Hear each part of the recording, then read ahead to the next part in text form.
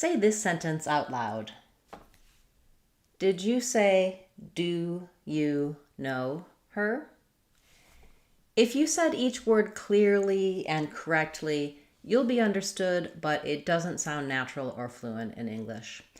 In English, we don't speak word by word, but rather we stress on certain words, we link and reduce and contract to flow naturally with our speech. So rather than do you know her, we would tend to say this phrase as, do you know her? Do you know her? What's different there? What am I doing? Do you know her? So the do you gets reduced and linked together. So rather than do you, two distinct separate words, it sounds more like do you know her? So I lose my clear oo here.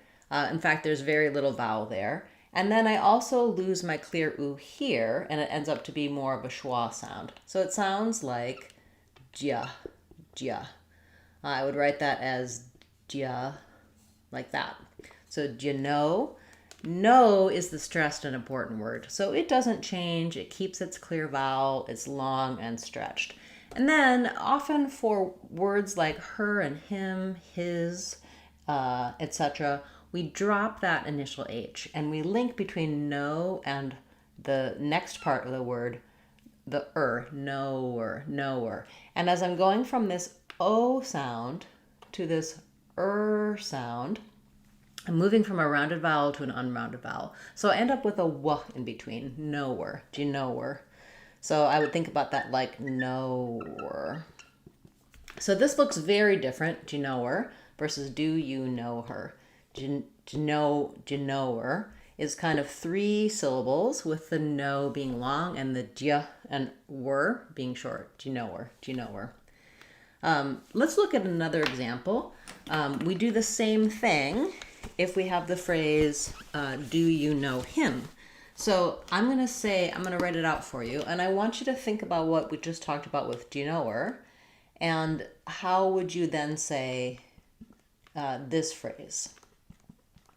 Again, we don't want do you know him, but rather do you know him? Do you know him? So same idea, we're going to end up with the linked and reduced do you, sounding more like ja, no. Still have our clear no. And then same thing that happened with her can happen with him. Do you know him? Do you know him? We have that little w linking it. And then do you know him? Moving to that I sound. One other thing to note about both of these phrases, do you know her? Do you know him? Is that they're yes-no questions. So we're stressing on this, do you know him? And we're going to rise in intonation. So flat, do you know him? And when we're rising to show a yes-no question at the end, we do our main initial rise on the stressed word. Then any words that follow, we also rise up on. So now, do you know him? Do you know him? That doesn't sound like a question. We have to keep rising. Do you know him? Do you know him? Or do you know her? Similarly, let's change to do you know his name? Now we have a slightly different pattern because we have 2 content words. We have the know and name. These are going to be our important content words. Do you know his name? Do you know his name? So my do you know is going to stay the same with the reduced do you to ja. Do you know? That's one other thing I didn't mention. So we have ja. We also sometimes change it to more of ja. So you can think of it almost as just being the J sound, the j sound. So dia becomes more ja, know. So know his name, know his name. Name is more important here. The his can again get reduced to more of an is, know his name. Now, because name comes after no, it's going to get my primary stress. So I'm still going to not reduce on no, but I'm not going to stress it anymore. Not do you know his name, but rather do you know his name, which means my rise is just going to happen on that last word. There's nothing else after that stressed word to rise up. Do you know his name? And if we change this to her, Same thing happens where we lose our H's on those, and now it'll become do you know her name. So that's kind of like knower, stressed on no, do you know her name, and rising up on name. Do you know his name? Do you know her name? Ja or ja, do you know? So this one I would say is very natural and fluent. Ja maybe is a little bit more reduced, but both of those are things that you'll hear in natural fluent speakers. And when we're looking at trying to speak fluently, we're thinking about stressing and lengthening on the content words, and then for the rhythm, reducing and linking on the unstressed words. Be careful not to just drop these words. Sometimes non-native speakers will lose those small words because we do reduce them and say them so quickly that it can be challenging as a non-native speaker to hear the native speakers saying that. One thing I'll suggest that you can do for my videos or anything that you're watching on YouTube or as videos when you're listening to English is that you can slow the speed down by using your settings and turn it down to 0.75 or even 0.5. That way you can hear those words, you can hear the transitions between words and not miss any of those details. Then you can speed it back up. At 0.75, it usually still sounds somewhat natural and not too distorted. Then you can imitate at that slower speed, then try speeding back up so that you get that natural fluent sound. I teach you how to do that in my Real Talk course on speechmodification.com, where I walk through a lot of written language versus spoken language. And then of course, also here on the channel, I have a lot of videos for fluent speaking and playlists, so you can check those out. Welcome everyone. It's nice to see so many of you here this morning. Please feel free to ask your questions. It is a live question and answer class, so you can put your questions in the chat at any time. You can also leave comments if you're watching this later on as a replay, and you can ask about fluent speaking or pronunciation, whatever would be most useful for you. I did put a little comment in the chat about how to join as a channel member, and you can also click the little dollar bill sign or the little dollar sign below to find out more information about joining the channel. I will be gifting some channel memberships, and if you click on that dollar sign, you can allow gifts from the channel, and then you might be eligible to be one of the channel members that I purchase for viewers and for subscribers. I can't control who I give it to. YouTube chooses that based on people who have that checked, so that's something to check into doing as well. Okay, nice to see you. Good morning, everyone. As I said, feel free to ask your questions. I'll go to some recent requests and cover those first as I'm waiting for your questions to come in. So we had a question on the channel recently about how to pronounce the word average. And here's a place where within a word, we tend to do that same reduction. So I can say it as average with 3 syllables, stressing on the a syllable. That's the a black cat vowel.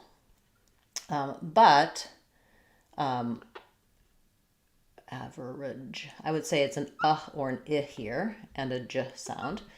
But often, rather than average,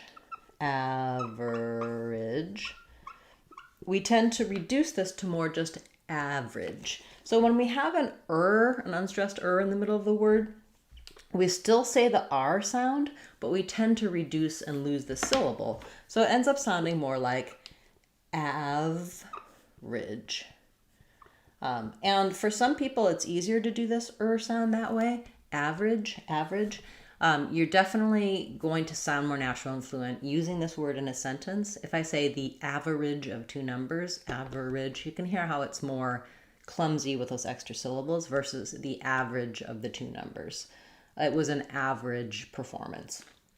Same thing happens on the words beverage or leverage, where I can say beverage, but you're much more likely to hear just beverage, or not leverage, but rather leverage. So that's something to be aware of. In these words with this pattern and other words that have an in the middle, sometimes we lose that syllable. We'd never lose the R sound though. almost never. R is one of those sounds, if you see the letter R, we're almost always going to say the R sound in American English. Okay, we have a question about the words ultimate. So let's look at how to pronounce ultimate. We have first syllable stress. Letter U says the sound, so it's a stressed vowel, schwa, thought something looked funny there with T and not an L. Ultimate. So you probably see it as an I here and an there. But these two vowels don't matter too much. They're both reduced vowels. So I can do ultimate or ultimate, ultimate. I think I usually say ultimate,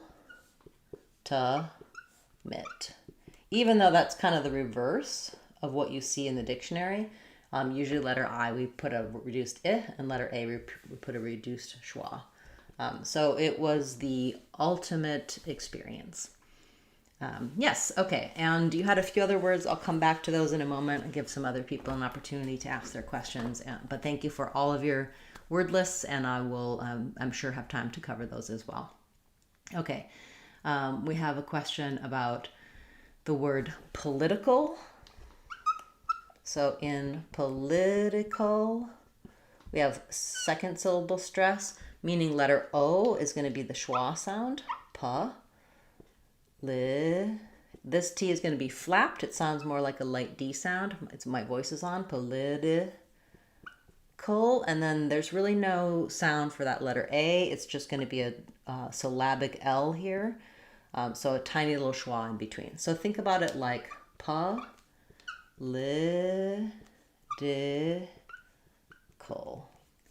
So the political candidate. So for candidate, that's another word that we tend to reduce and I guess somewhat mispronounce. It's correct to say candidate, but we often will say it more like candidate. People will lose this D. So it's similar to how we say internet instead of how we say internet instead of internet. When we have an NT or an ND, sometimes we just drop that. So in this word, you can either say candidate.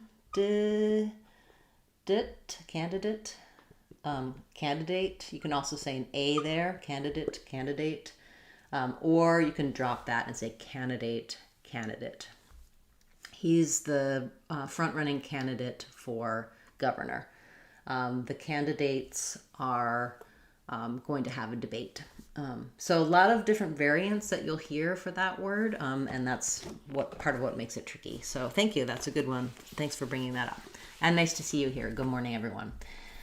Okay, we have a question about the word reservoir.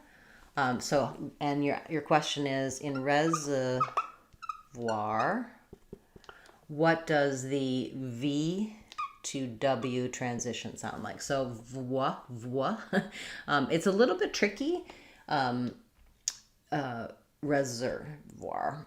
So we have res is the stress syllable. The reservoir. Voir.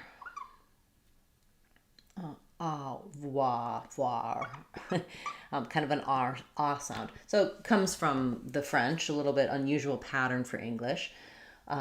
So you could think about trying to do reserve, and then break a little bit, but reservoir. But we do tend to just link between them, and then I have to do my lip to teeth, and then I have to move my lower lip up to form the W. Reservoir. Voir. So my V is not going to be very tucked in because I'm going to the W shape with the lower lip out. Voir. You could start with war and then add your V. Voir, reservoir. Yeah, tricky word. Thank you for bringing that up.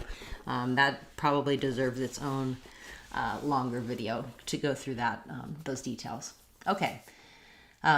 Question about how to pronounce New York. So a New Yorker is going to pronounce it differently than other people. With the New York accent, we might have a little bit New York, York. They don't tend to do a strong R there. The rest of the country is going to do an OR sound plus the K. So not much change here.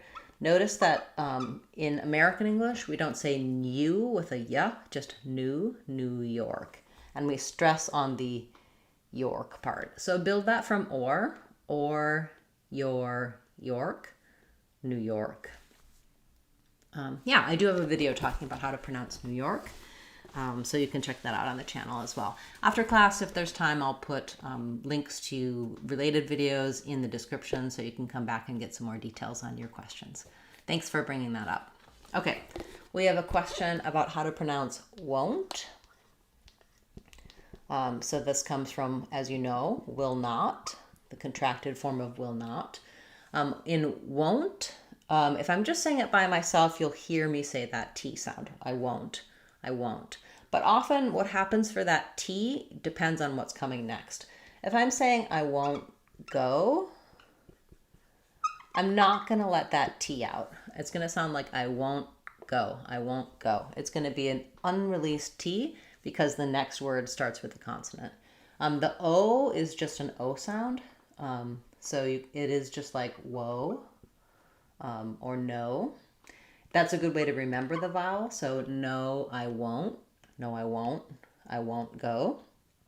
I won't eat it. If I'm going to a vowel next, I won't eat that dish. I can either do that same stopped T, I won't eat it, or I won't eat it. Sometimes there the T just drops entirely, like an NT in the middle, like interview, and we'll just go right to the vowel sound. I won't eat meat, I won't eat vegetables, I won't eat dairy, etc. So by itself, won't, perfectly okay to say the T. If you're going to a consonant sound, unreleased T. If you're going to a vowel, either unreleased T or no T at all. I do have a video about how to pronounce won't and don't. Walks you through some of those different scenarios, but that's a great word and a good one to use. Contractions are really an important part of speaking fluently and like a native speaker in English.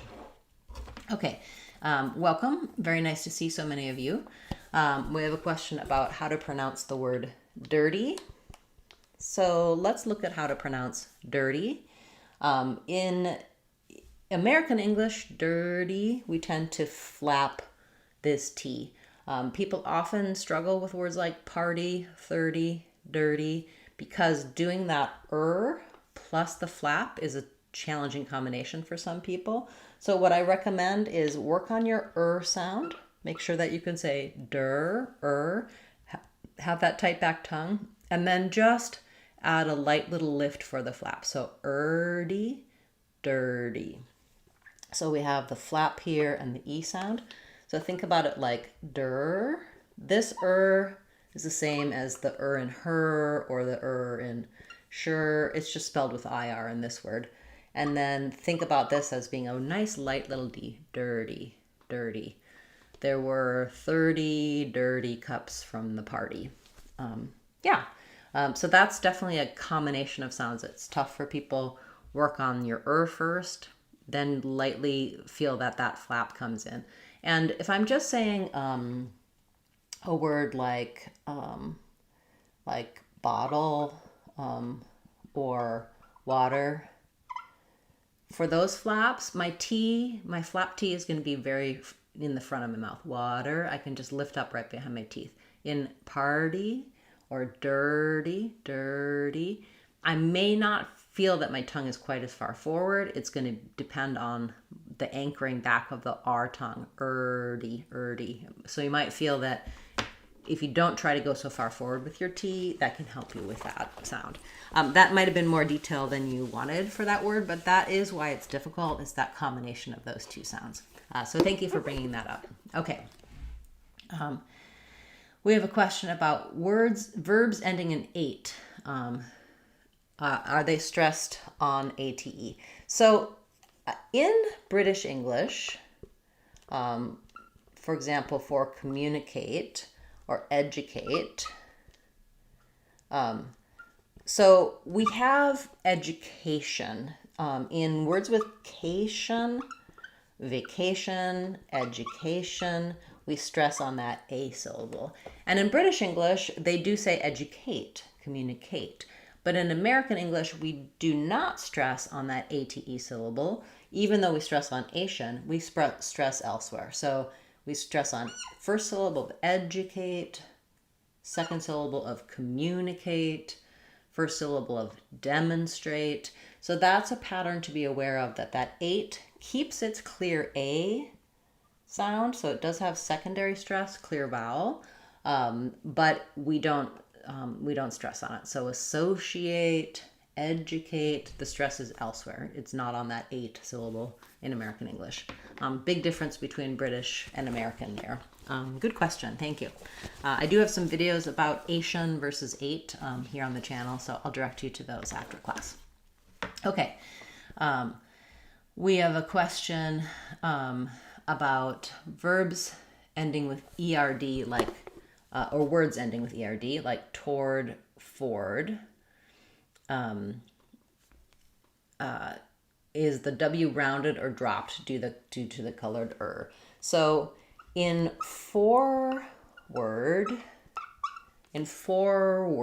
we still have that W sound, forward. In toward,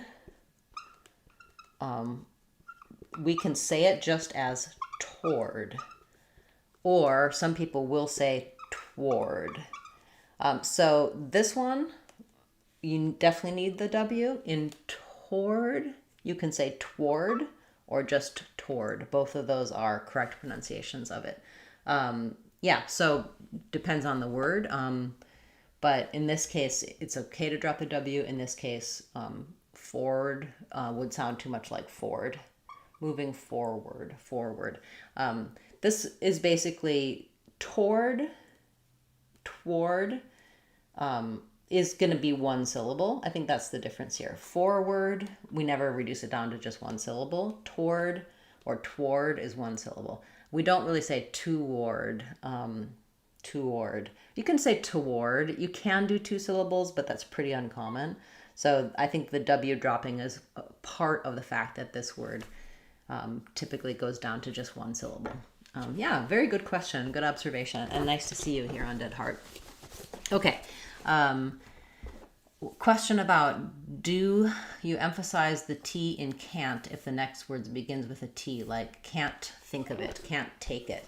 Okay, so for can't, just like for don't, we tend to use an unreleased T there if the next word is a consonant, like can't think, can't take. But you do need to be careful not to just drop it. Because if I say can think, can take, it's going to sound like the word can. So what I need to do is make that stop for the T. My tongue goes up for it. I'm stopping keeping the end very short. Can't think, can't take. If I'm saying can for those words, I'm also often going to reduce it and have no vowel there, or very reduced vowel. Can think, can take. But you can hear how the n can be longer, whereas can't think, can't take. You will hear the a vowel. You won't hear the T, but you'll hear a very short N because the consonant is following. If you're trying to be super clear, you can say can't think, can't take, but we rarely will say that T unless we're just saying I can't. And even then we might say I can't. Because I can is going to be long in that case. I can't, I can. Or I can't go, I can go. So I do have a video about can versus can't and all those little details and subtleties that we do. If you're interested, leave me a comment after class and I'll send you the link for that more detailed video about can and can't. Very good observation. Good question. Thank you. Okay. We have a question about the word, if the P is silent in empty. So we're going to empty it out. Yes. So this falls under the rule of three. I'm already making a sound with my lips, M, and then I just go right to the T, empty, empty. But just like in can't think, how the N was very short and the T was dropped, the P is dropped, but this M, empty, empty, empty. Yeah, actually you can say it either way. I can do a long M, empty. I need to empty it, or empty it. I can shorten it, but the P is gone. Yeah. Yeah, so the drawer is empty. Good observation. Yeah, that P is gone. It's called the rule of three. When we have three consonants in a row, sometimes we drop the middle consonant. Okay, good. We have a question about the word bear. So like a bear that you see in the woods, same pronunciation as bare, the trees were bare in winter, and they both have the air sound, so the air diphthong. So they're both going to be b, air, written like that. Also bare as in I can't bear it. I can't bear it if my shoulders are bare. Yeah, same sounds. Good word. Thank you. Okay.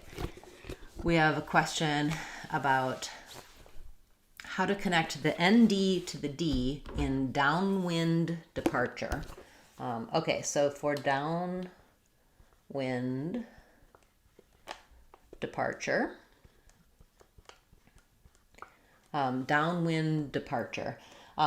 because for the ND, any words ending on D, what the rule is, whatever comes next dictates what we do for that final D. So if I'm saying we're going downwind, you might hear me release that D, downwind, D, with a little D sound.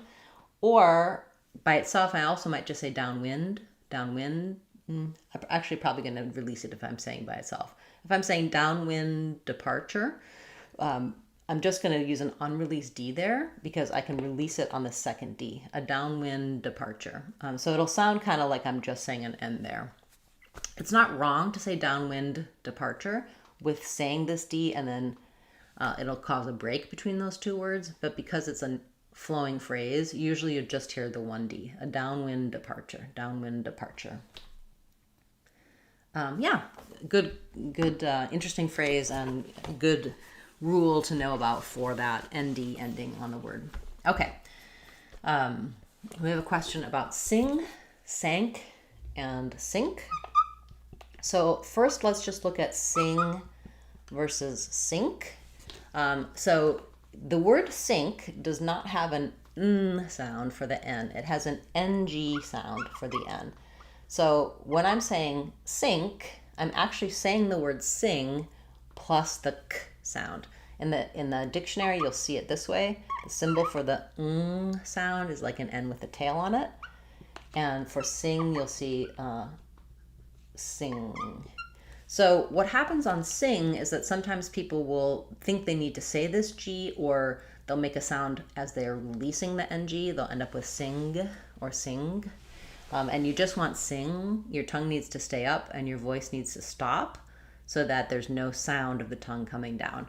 If I'm saying sing, my tongue builds up some air pressure, comes down with my voice off, sing, versus sing, my tongue just stays up with, and the voice ends with the tongue in that NG position. And then when we're talking about, let's see, did you say sank? Yeah, for sank, it's the same idea that sank has the NG sound as well. So it's like the word sang plus a K, sank. I sang about the ship that sank. Same idea. And ng sound plus the K sound.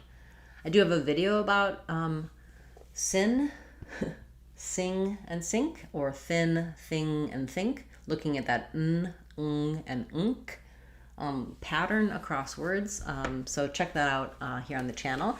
You can also get help for all of these sounds and pronouncing them, getting feedback on if you're getting them correct in our app. It's going to walk you through pronunciation patterns, the differences between the spelled words and the sounds, and listen to your speech and give you feedback if you're able to help you be able to make that difference between sang and sank. watching out for those accent error patterns you may have. So check that out. You can find it on our website, speechmodification.com. And for my YouTube channel members, my YouTube subscribers, you can leave me a comment asking for a discount code. If you give me a way to contact you, I'll give you a discount on your subscription to the app. Okay, so thank you so much. We have a question about the word God versus got. So both of these, we tend to not release that. I tend to not say God with a released D or got with a released T. But the difference is that if I'm saying God, my ah sound is going to be held a little longer, and then I'll stop it. God versus got. I'm going to still have that ah sound, but it'll be a little bit shorter. I got a god of war. So thinking about this is before a voice sound like d, the vowel's held a little longer than it is before an unvoiced sound like t. I have a couple videos talking about that as well. I just short here on the channel, so check that out as well. Letter O does say ah in both of these words. Very good. Thank you for that. Okay, going back, I want to make sure I get to a couple of things from our first requester. You were also asking about so on ultimate and culture, you had you were asking about the dark L sound. So for like dull, culture, mull, to get that that dark L sound, I would say in these words, it's definitely the schwa sound plus the L, ul. So I just think about keeping the back of my tongue a little bit high, ul. So you don't necessarily need to connect for that L, culture, ulture. People can make it with just the back of the tongue. But if you go ahead and lift for the L, culture, it's going to sound the same. So that's usually easier. And then you're just thinking about just making sure you don't lift the whole tongue, not culture, but ulture. So the back of the tongue is more in the or position. So it was a dull culture. They're mulling over what's the ultimate culture. Yeah, definitely a bit of a tricky combination. Sorry, I should have read through your whole question because it was more about that vowel sound than the word ultimate specifically. Thank you so much for the gift memberships. That's a wonderful way to support the channel and to support other channel members. I really appreciate that, Jonathan, or Jonas. I'm not sure how you say your name. Jonathas is your screen name. And welcome. It's nice to see you here. Okay. We have a question about Roman. Is the last syllable pronounced like man, men, or men? So in Roman, it's just the same as in human, where we basically don't have a vowel there. It's a syllabic N. So you can think about it like Roman. So human, Roman, person, those basically lose the vowel. So I don't want Roman or Roman, but rather Roman. It's closer to men than to man because man is more open, but it's generally very closed, Roman, in Roman times. Yeah, good word. Good question. Thank you. Okay. Question about, yes, so native speakers do tend to drop the T in international. We just say international, or internet, we just say internet. When there's an NT in the middle, followed by an unstressed syllable, down, we tend to just drop that T. It's okay to say internet or international with the T. We do a mix, either one. But if it's the T is there, it's a true T, inter, or just gone, inner. Yeah, very good. Welcome from Brazil. It's nice to see you here. We have a question about how to pronounce abruptly. So let's look at how to pronounce abruptly. Abruptly. So in abruptly, we have either abruptly with a true T Or our rule of three is going to happen here. It's going to be more like abruptly, where we're just not really going to hear that T because we'll be stopping the P. So stresses on the bruh syllable means letter A is going to be the unstressed schwa. It's just going to sound like Then we have our stress, abrupt, abrupt. So I'm not going to let my P out. You're going to hear just kind of the closing of the mouth, abrupt, and then ly. I'm not really going to do abruptly. It's going to just be abruptly. Yeah, so you can do a little T there if you want, abruptly. More likely you're going to hear it with no T, just abruptly. It happened very abruptly. Definitely tricky with that combination of those two stop sounds, that rule of three, and being stressed on that middle syllable. Very good. Okay. We have a question about washes, words, dogs, cars, pens. Are these S endings clear Z when we pronounce them in sentences? So yes, many times in plurals, if we're doing, for example, that car needs 3 washes, or those dogs need to be washed. Dogs are. The way you're going to hear the Z most clearly is if we're linking to a vowel. So they are Z sounds, but if I'm just saying the dogs went for a walk, dogs went, you're not going to hear dogs went with a super strong Z. It's basically a weak Z. It's going to sound a little bit like an S, the dogs. You can hear there's a little bit of weak air flowing there, not so much voicing. But what I don't want is, we don't want a strong S, not dogs. If you hear a strong S, it's going to sound accented and incorrect. But if I'm saying the dogs are, you're going to hear that Z a little bit more strongly because it's going to link into the vowel. So it's kind of like dogs are. Like the vowel jumps to the next, the Z jumps to the next word and starts that word with a vowel. The dogs are restless. If I'm going to a consonant, the dogs were there. It is still voiced. It is still a Z, but it's going to be that weak Z that sounds a little bit like an S. I do have a video talking about linking the Z sounds and plurals, the different rules for how we pronounce the plurals, but that's probably something that you've noticed, that native speakers are not using strong Zs there unless they're linking it to the next vowel sound. Very good. Okay. We have a question about how to pronounce abrusque. I'm not really very familiar with that word, but I'm assuming it's going to be abrusque. So abrusque, with stress on the brusque syllable, abrusque.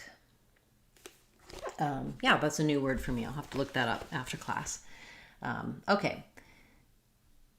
We have a question about a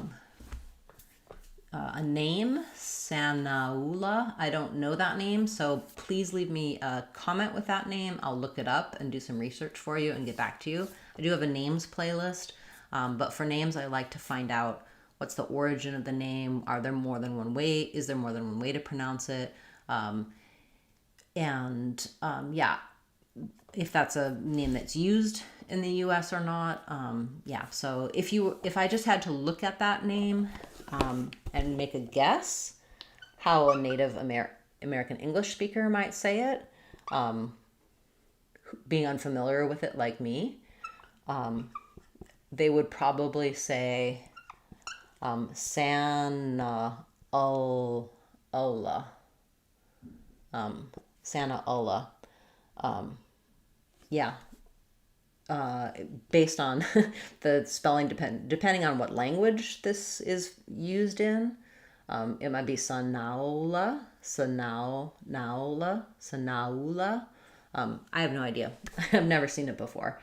So we apply the rules and patterns of our native language spelling onto names and words.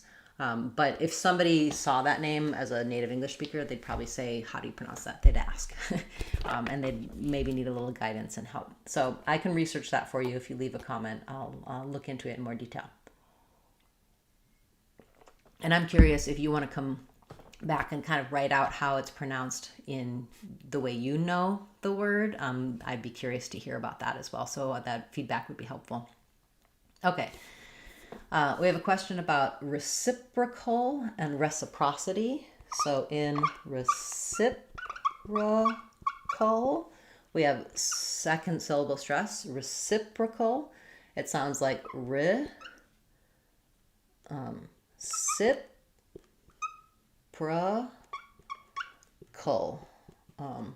So there's a reciprocal agreement. In reciprocity, it changes to being stressed on the pra syllable. So reciprocity, we have reciprocity. So then we end up with secondary stress on the re, back to being a clear vowel here, reci. And then the letter O says ah in this version rather than a schwa here, reciprocity.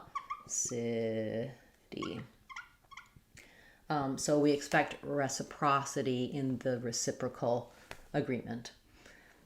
When the syllable stress changes, that often changes whether you have a clear vowel or a reduced vowel. So it's good to focus on the stress syllable, like starting with prosody, reciprocity, and reciprocal. It's going to help you fill in those clear and reduced syllables and clear and reduced vowels. Very good set of words. Thank you for bringing that up. Okay, we have a few more minutes, and then the last part of class today is going to be a members only class, if I can figure out how to change that to members only, because that's something that I'm trying to encourage my channel members to have a little bit of time for more intense questions, the members only classes, in addition to just having access to bonus members only videos.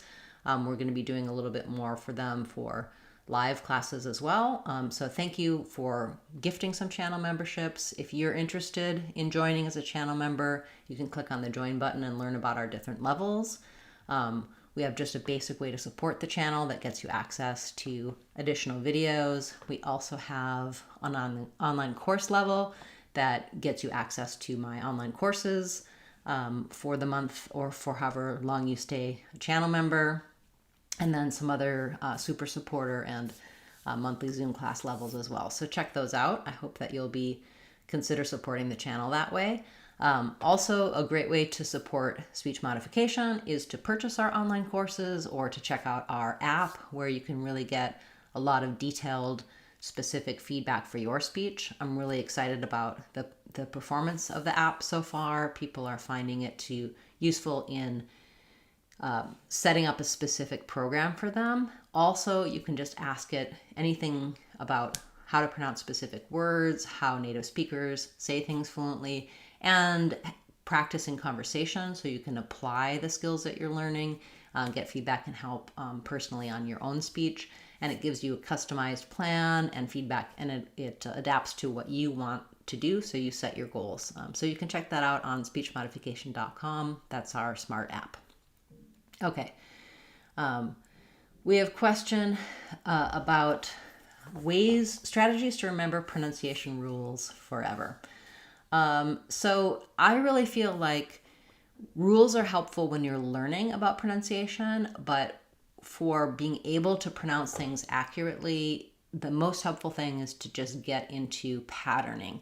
So understanding patterns, like for example, the communicate versus communication, that will apply across a lot of different groups of words.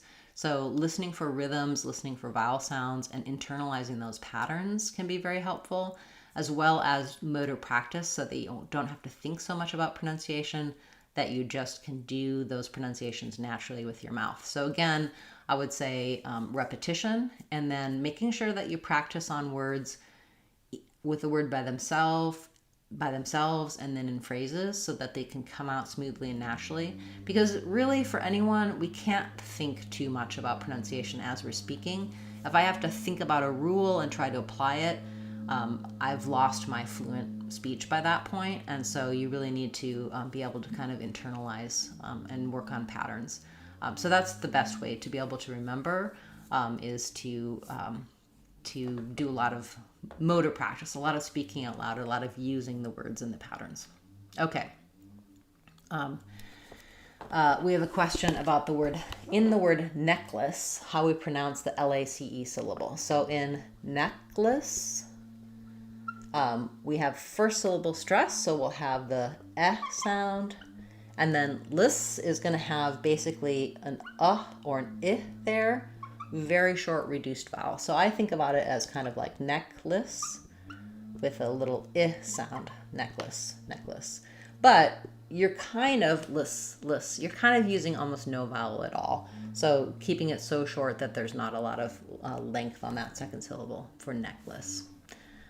Okay, and then we have a question about how to pronounce the word partner. So in partner, I'm going to use an unreleased T. I do have the AR saying the R sound, par. And then the T is going to be unreleased, and then an So think about it as like part. Don't let your T out, just release right on the N. Partner. So my partner is busy right now. Yeah, good word. Thank you so much. Okay, we're going to turn to members only now. So I'll go ahead and give a little bit of a 5-minute warning here on changing over to just members only. You have a moment to join if you'd like to stay on for the members only portion of the stream. And we're going to just start in about a minute. So yes, I'm really excited for this opportunity to bring more for my channel members.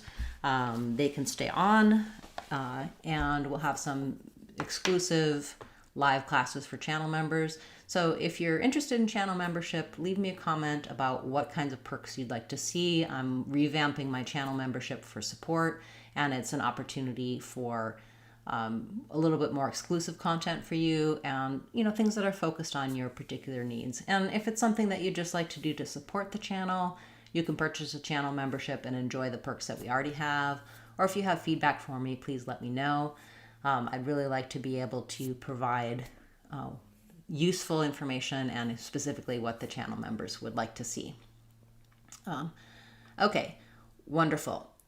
So let's see, we have a few other questions that we didn't get to yet. I want to take a look at those.